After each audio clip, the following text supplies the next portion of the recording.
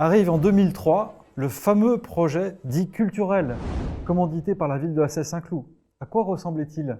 Ce projet, effectivement, était démentiel, et je tiens à le dire, parce qu'il était en fait fomenté par l'hôtel qui est voisin de notre propriété, enfin du moins par le propriétaire de cet hôtel, qui voulait donc en faire une sorte d'annexe, hein, et qui prétendait, lui, en tant qu'hôtel, n'est-ce pas, avoir une politique culturelle, chose qui n'est pas impossible en soi, mais qui ne correspondait en rien, puisqu'il ignorait l'existence du musée Tourguenieff, nous n'étions pas là, et il faisait quelque chose pour lui, c'est-à-dire en voulant construire un bâtiment soi-disant de gardiennage et de billetterie avec un bâtiment avec un étage, construit sur une source qui n'était pas drainée, qui était qui devait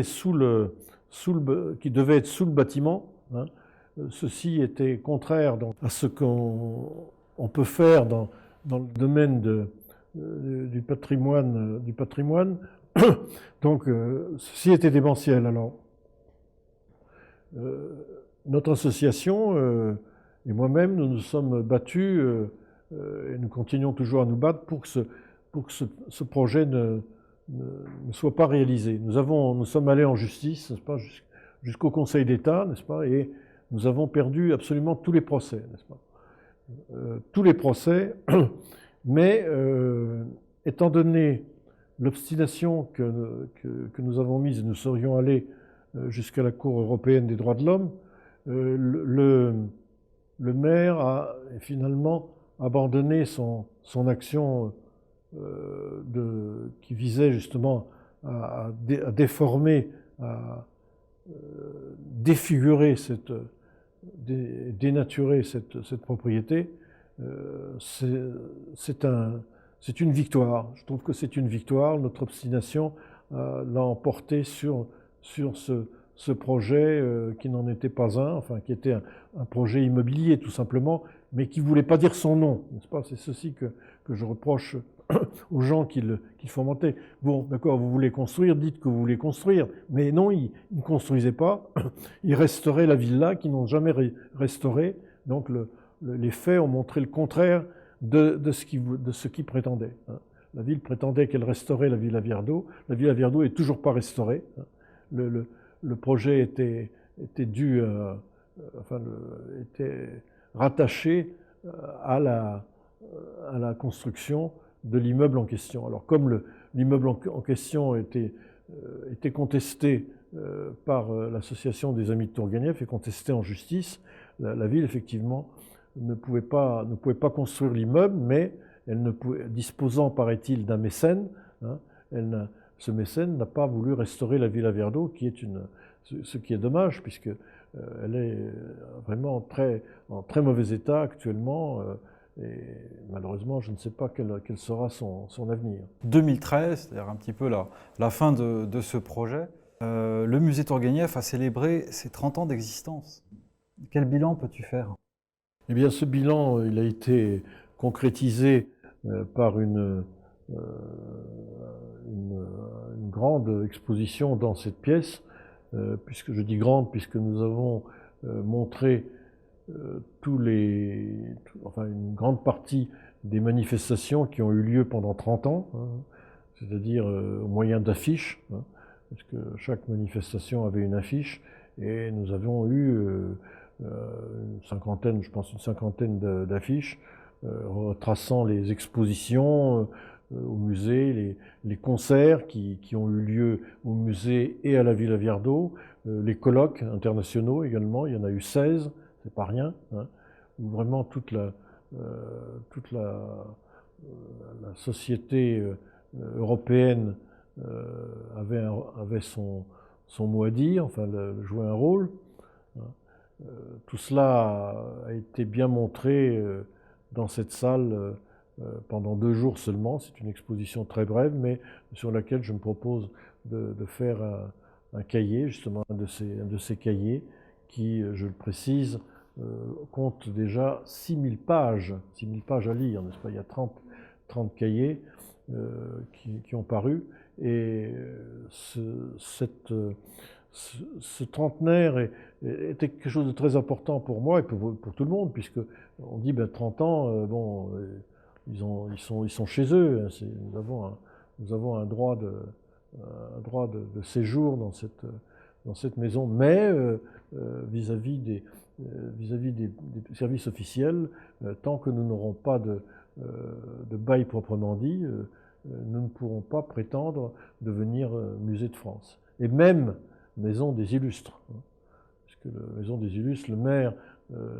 qui devrait s'enorgueillir de posséder une maison, et même 2 maisons qui sont qui ont été occupées par des célébrités au XIXe siècle, devrait être fier que ces 2 maisons puissent porter le titre de maison des illustres, n'est-ce pas, qui a été décerné, je tiens à le dire, à toutes les maisons d'écrivains de France, n'est-ce pas, sauf à la nôtre, n'est-ce pas, parce que le maire ne veut pas donner ce titre aux 2 maisons. Hein. Ceci, que la postérité puisse juger de ce refus. Quelles sont les plus belles acquisitions du musée, celles dont tu es le plus fier et celles qui méritent finalement le déplacement? J'en ai parlé tout à l'heure, là, je pense que cette table est quand même quelque chose de très parlant. Hein. C'est quand même là que Tourguenieff a écrit. On peut même imaginer qu'il a copié sur cette table le manuscrit de son dernier roman Terre Vierge, qu'il avait écrit en Russie, puisque Tourguenieff a écrit pratiquement toutes ses œuvres en Russie, hein, chez lui, à Spasskoye, dans son village où il revenait tous les ans. Mais ce manuscrit était le brouillon, alors que les œuvres mises au net étaient en France. Tourguenieff recopiait ses manuscrits en France, souvent, et là, c'était le cas, puisqu'il a mis 2 mois, il a travaillé d'arrache-pied. C'était en juillet-août 1876. Tourguenieff avait acquis l'année précédente la propriété, et c'est sur cette table qu'il a écrit donc son dernier roman, Terre Vierge, 9 en russe, en langue russe, donc c'était la version russe. Hein. Le roman a été traduit tout de suite en France et publié par Hetzel. Évidemment, c'est extrêmement important d'avoir un objet sur lequel qui est en rapport avec l'écrivain et qui a eu une fonction particulière. Hein. Je dirais, là c'est pas un objet, c'est un lieu. Je dirais que la Villa Viardot, elle, a servi de cadre précisément à ce roman Terre Vierge, puisque j'ai retrouvé le décor d'une propriété censée se trouver en Russie, mais qui est la propriété Les Fresnes, qui est décrite dans le roman Terre Vierge. La maison des Sipiagines et la maison de Pauline Viardot à Bougival. Il y a une transposition. Donc c'est très important d'avoir, de conserver l'endroit, pas simplement en parler, pas simplement de le mentionner, mais également de conserver l'endroit où l'écrivain a dessiné le cadre d'une de ses œuvres. C'est le cas pour Terre Vierge, mais aussi d'une nouvelle de la même époque, enfin un peu postérieure, de 1880. C'est sa nouvelle Le Chant de l'amour triomphant, qui se passe alors, là, le cadre, c'est la propriété des Fresnes dans son entier, c'est-à-dire la Villa Viardot et le chalet Tourguenieff avec ses intérieurs.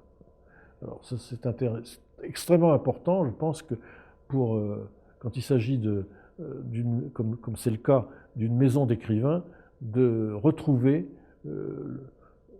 les lieux où ont été,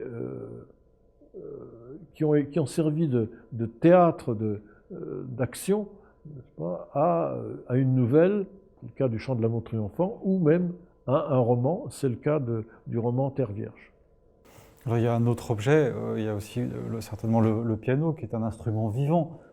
Nous sommes extrêmement heureux d'avoir ce piano, où, encore une fois, Brahms a joué dessus, puisqu'il a été très lié à Tourguenieff, et Clara Schumann, qui a été une des grandes amies de Pauline Viardot, et qui a joué à quatre mains sur ce piano avec Clara Schumann. Alors tout cela, évidemment, ce sont des traces plus que tangibles, n'est-ce pas, de cette histoire, de cette merveilleuse histoire du XIXe siècle, avec tant de personnages qui ont traversé ce lieu, puisque même si ce piano n'était pas à Bougival, il était à Baden-Baden, eh bien, même s'il était là, il a quand même été marqué par la présence de Brahms et de Pauline Viardot. Il a effectivement vu un nombre important d'artistes et même de grands virtuoses du XXe et du XXIe siècle, hein, je dois dire, qui sont venus se produire sur cet instrument, qui est vraiment la fierté de notre association. Il a été inscrit, classé par l'État, n'est-ce pas? C'est un instrument qui est protégé par l'État. Donc il ne peut pas même quitter la pièce dans laquelle il se trouve. Pianoforte très rare, n'est-ce pas, sur le territoire français. Quelles sont les idées majeures de Tourguenieff? Eh bien, les idées, à mon avis, sont exprimées essentiellement par le biais d'un personnage de son roman Fumée. C'est l'avant-dernier roman de Tourguenieff. C'est le fameux Potugin. Ce sont les idées de liberté. La liberté, la tolérance, le droit. Ce sont des notions, je dois le dire, ignorées en Russie, hein, enfin du moins officiellement, n'est-ce pas, les régimes qui se sont succédés dans l'Empire russe, puis après, en Union soviétique, n'ont pas, comment dirais-je, mis en vedette ces idées, et c'était celles que préconisait Tourguenieff pour que le progrès puisse avoir lieu. C'est-à-dire qu'il n'était pas révolutionnaire, il était au contraire vraiment plutôt adversaire de la révolution, de ce qui pourrait, par la force, changer les choses. Il voulait que les choses se fassent au contraire progressivement, et grâce justement à l'éducation, à l'instruction. Ça, pour lui, c'était capital. Et une instruction non seulement philosophique et littéraire, mais également scientifique, et aussi, ce qui était très important pour lui, artistique. Il accordait une importance capitale aux arts, n'est-ce pas? C'est une thèse qu'il a développée dans un autre roman, qui s'appelle À la veille. C'est à la veille des réformes, les réformes qu'on attendait en Russie pour abolir le servage. Eh bien, elles passaient d'abord par une réforme de l'individu. C'était ça que Tourguenieff cherchait, une réforme de l'individu, par justement ces notions de liberté, de tolérance et de justice. Le droit n'était pas une notion extrêmement aimée en Russie. Quels sont tes livres préférés dans l'œuvre de Tourguenieff, et pourquoi? C'est difficile à dire, parce que je dis pas que je les aime tous de la même façon, mais j'ai effectivement des préférences. J'ai un faible pour l'Auberge de Grand Chemin. C'est une nouvelle qui est extrêmement importante, enfin moi qui me touche énormément. Et j'aime aussi évidemment le Moumou, qui est de la même veine que l'Auberge de Grand Chemin. Enfin, le drame ici et là, d'hommes simples, n'est-ce pas, mais bons, que la vie donc a malmenés, et qui est décrit de façon tout à fait remarquable, parce que Tourguenieff est un maître de la forme, et là vraiment il a donné le meilleur de lui-même, aussi bien dans Moumou que dans l'Auberge. Et parmi les romans? Parmi les romans, alors je distingue celui que j'ai nommé, c'est-à-dire Fumée, Mais j'aime aussi le dernier roman, Terre Vierge, où Tourguenieff montre l'inanition de la Révolution, hein, puisque c'est un roman qui fustige les populistes. Pas le populisme était le mouvement à la mode, c'est pas le populisme dont on parle aujourd'hui, c'est un autre populisme, c'était les Russes qui, appartenant parfois à l'aristocratie, qui voulaient entrer dans le peuple, n'est-ce pas, et aider le peuple. Hein. Voilà, donc ils se fourvoyaient parce que le peuple n'était pas du tout celui qu'il pensait être. Enfin, bon, c'est ça la leçon que Tourguenieff a voulu donner à la Russie, qu'il n'a pas compris. C'est une voie qu'on n'a pas compris, et Tourguenieff a dit, bon, ben, étant donné qu'on ne me comprend pas, moi j'arrête, j'ai déjà assez écrit comme ça me paraît même curieux d'avoir été autrefois un écrivain. Voilà, je trouve ça curieux, quoi. Et, enfin, un écrivain ne peut pas cesser d'écrire, comme il avait dit, mais il a donné, justement, après l'échec de son roman Terre Vierge, il a donné un très bel ensemble de poèmes en prose, il y en a 83. C'est peut-être, je dirais, peut-être la plus belle chose qu'il ait écrite. Voilà les poèmes en prose d'Ivan Tourguenieff, préfacés par Alexandre Zvigiski. Je vous invite à venir ici à Bougival, dans le domaine des Frênes, visiter le musée Tourguenieff. Vous pouvez également visiter notre blog www.tourguenieff.fr. Merci